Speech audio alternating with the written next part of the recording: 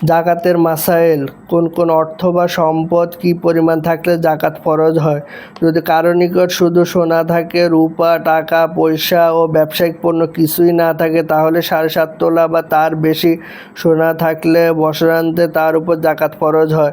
যদি কারো নিকট শুধু রূপা থাকে, সোনা, টাকা পয়সা, ব্যবসায়িক পণ্য কিছুই না থাকে, তাহলে 52.5 তোলা রূপা থাকলে বছরান্তে তার উপর জাকাত ফরজ হয়।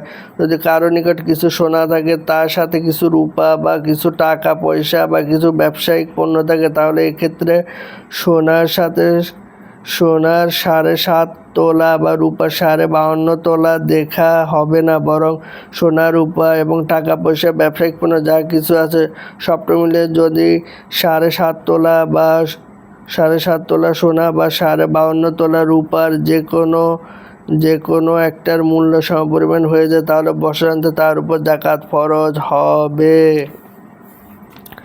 বর্তমান গ্রামের হিসাবে 1 তোলা তথা 1 ভরি 11.665 গ্রাম।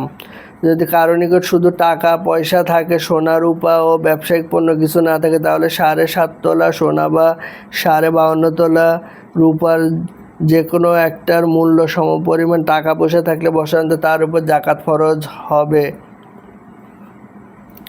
কারো নিকট সোনা, রূপা, টাকা পয়সা কিছুই নেই, শুধু ব্যবসায়িক পণ্য রয়েছে, তাহলে উপরন্ত পরিমাণ সোনা বা রূপা যে কোনো একটার মূল্যের সমপরিমাণ থাকলে বছরান্তে তার উপর জাকাত ফরজ হবে।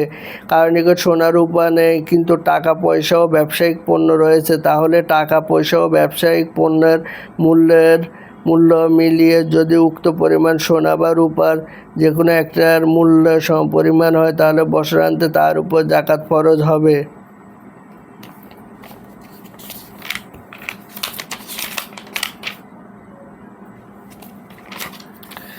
জাকাত ফরজ হওয়ার শর্তসমূহ: আকেল, বুদ্ধি সম্পন্ন বালেগ, সাহেবে নেশাব, মুসলমানের উপর বছরান্তে একবার জাকাত আদায় করা ফরজ।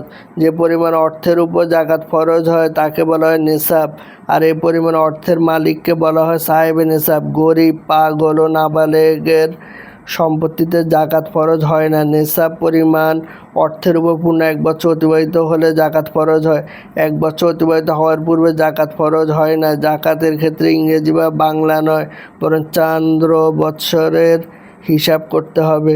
অর্থ সম্পদের প্রত্যেকটা অংশের উপর পূর্ণ 1 বছর অতিবাহিত হওয়া শর্ত নয়, বরং শুধু নেশাব পরিমাণের উপর বৎসর অতিবাহিত হওয়া শর্ত। কাজে বৎসরের শুরুতে যে পরিমাণ ছিল নেশাবের চেয়ে কম বা হওয়া চাই। বৎসরের শেষে যদি তার চেয়ে পরিমাণ বেশি দেখা দেয়, তাহলে ওই বেশি পরিমাণের উপর জাকাত ফরজ হবে। এখানে দেখা গেল ওই বেশি পরিমাণ যেটা বৎসরের মাঝে যোগ হয়েছে তার উপর পূর্ণ 1 বছর অতিবাহিত না হওয়া সত্ত্বেও তার উপর জাকাত আসছে। কেউ যদি বৎসরের শুরুতে মালিক নিসাব হয় এবং বৎসরের শেষে মালিক নিসাব থাকে, মাঝখানে কিছু কম হয়ে যায়, নেশাবের ন্যূনতম পরিমাণের চেয়ে কমে গেলেও, তাহলে বৎসরের শেষে তার নিকট যে পরিমাণ থাকবে তার উপর জাকাত ফরজ হবে।